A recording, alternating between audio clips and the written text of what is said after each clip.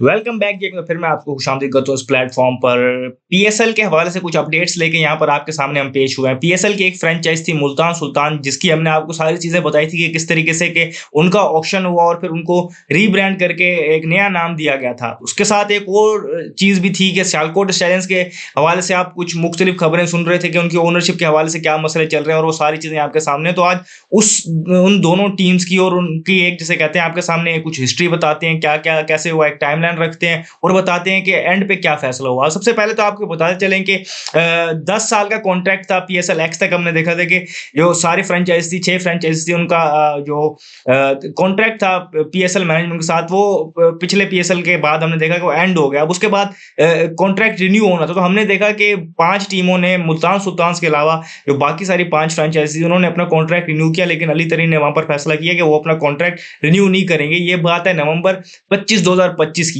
उसके बाद हमने देखा कि अ, जब ये अली तरीन ने इसका फैसला किया कि वो उसको रिन्यू नहीं करेंगे, तो पीसीबी की मैनेजमेंट ने उस टाइम पर ये सोचा कि मुल्तान सुल्तान का सुल्तान की जो ओनरशिप है वो 2026 के यानी जो पीएसएल 11 होगा उस हद तक वो अपने पास रखेंगे। फिर हमने देखा कि जनवरी 8 को दो नई फ्रेंचाइज का वहां पर हमने देखा कि ऑक्शन हुआ, जहां पर हमने देखा कि एक फ्रेंचाइज 175 करोड़ में गई, जो हैदराबाद किंग्समैन के नाम से बाद में जानी गई। उसके बाद एक और टीम गई सियालकोट स्टैलियंस के नाम से जानी गई, वो 185 करोड़ में गई। तो इसको देखते हुए कि और ये सारा इंटरेस्ट देखते हुए कि फिर पीसीबी ने ये सोचा कि अब मुल्तान सुल्तान का भी ऑक्शन पहले कर दिया जाएगा पीएसएल 11 से, ताकि उसको भी नई ओनरशिप मिल जाए, क्योंकि इंटरेस्ट देखते हुए उन्होंने ये फैसला किया। फिर हमने देखा कि 9 फरवरी को हमारे सामने ये इवेंट हुआ जहां पर मुल्तान सुल्तान का ऑक्शन हुआ और वहां पर वली टेक्नोलॉजी ने सक्सेसफुल बिड की 245 करोड़ की। और उसके बाद हमने देखा कि क्योंकि उनके पास एक राइट था जो उन्होंने एक्सरसाइज किया कि वो नाम तब्दील कर सकते थे, तो उन्होंने इसका नाम मुल्तान से हटा के रावलपिंडी रखा, और बाद में जो हमने देखा कि उनका नाम द पिंडीज है उस टीम का। तो इस तरीके से वली टेक्नोलॉजी ने मुल्तान सुल्तान को वहां पर रिप्लेस किया था द पिंडी से, जो रावलपिंडी की टीम हो। तो उस टाइम पर ये लगा कि मुल्तान सुल्तान का सफर जो पीएसएल में एंड तक पहुंच गई, क्योंकि उस फ्रेंचाइज को रीब्रांड कर दिया गया था।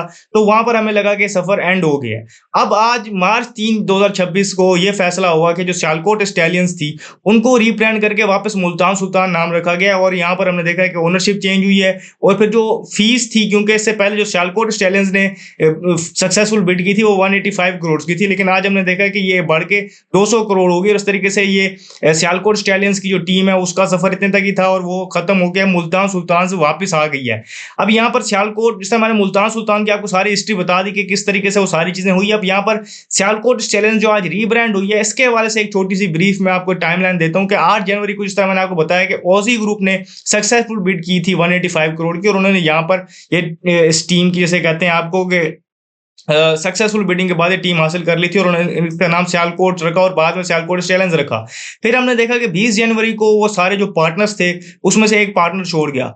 9 फरवरी को हमने देखा कि ओजी ग्रुप के जो 75% जो शेयर्स थे सियालकोट स्टैलियंस के, वो उन्होंने ऑस्ट्रेलियन बेस्ड एक कंपनी थी अल्फा स्पोर्ट्स ग्रुप, उसको बेचे। 18 फरवरी को पता चला कि उन्होंने इनके ऊपर अल्फा ग्रुप ने एक सीरियस एलिगेशन लगाया और उन्होंने यहाँ पर छोड़ दिया इस टीम को, और वो सारी चीजें हमारे सामने थी।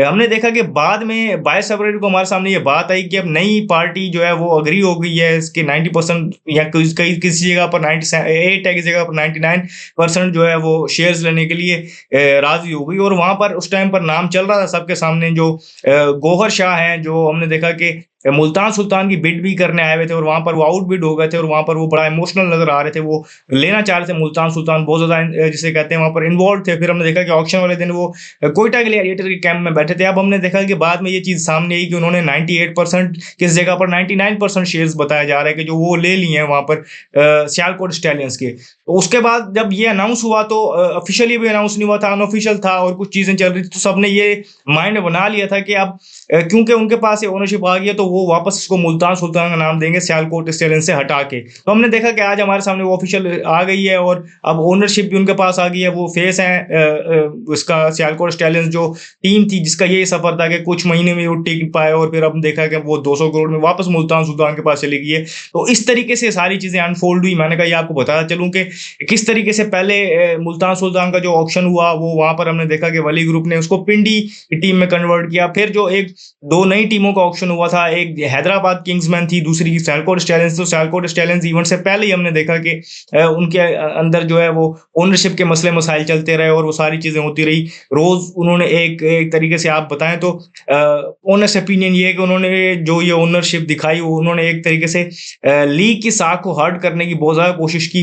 तो बाद में शुक्र है कि हमारे पास इंटरेस्टेड पार्टीज़ अवेलेबल थी, तो उन्होंने यहाँ पर आके इस चीज़ को बचा लिया, वरना उन्होंने बहुत ज़्यादा भंड मारे हुए थे। तो उनकी जो टीम थी वो चली गई। अब हम देख रहे हैं कि मज़ीद जो ये तो मैंने आपको इन 2 टीम्स के हवाले से बता दिया। मज़ीद ये है कि आपको पता है कि 25 मार्च से ये आगाज़ होना है पीएसएल का। तो पहले मैच का पता चल गया कि वो कज़ाफ़ी स्टेडियम लाहौर में खेला जाएगा और मैच खेला जाएगा लाहौर कलंदर्स का। Lahore Qalandars versus Hyderabad Kingsman. तो ये इस तरीके से होगा। इसके अलावा बताया जा रहा है कि 44 मैचेस होंगे, मतलब सारी टीम्स आपस में एक-एक मैच खेलेंगी। उसके बाद 2 ग्रुप में डिवाइड कर दिया गया। उसके बाद फिर वही टॉप 4 वाली बात होगी। तो ऑफिशियली बहुत जल्द अनाउंस हो जाएगा शेड्यूल, उसको भी हम डिस्कस कर लेंगे। इसके अलावा पहले ये कहा गया था कि जो पेशावर क्रिकेट स्टेडियम या इमरान खान क्रिकेट स्टेडियम है, वहाँ पर पीएसएल के मैचेस होंगे। लेकिन आज प्रेस कॉन्फ्रेंस में बताया गया कि वो अभी तक उन इंतजामात से सैटिस्फाई नहीं है और वो इंटरनेशनल लेवल तक नहीं है। लेकिन उम्मीद ये कर रहे हैं कि वो पेशावर में मैचेस करवा पाएंगे। तो वो भी देखना होगा कि वो किस तरीके से होता है और आया वो सक्सेसफुल हो पाता है या नहीं। इसके अलावा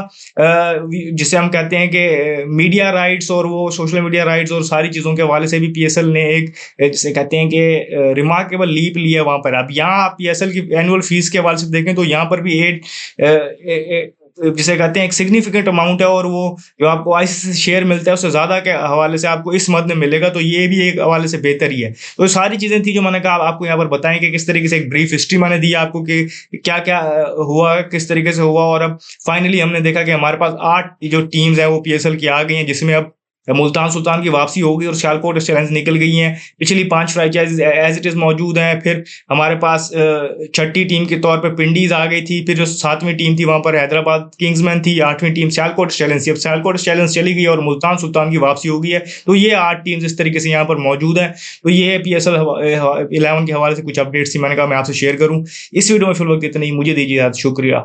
अल्लाह हाफिज़।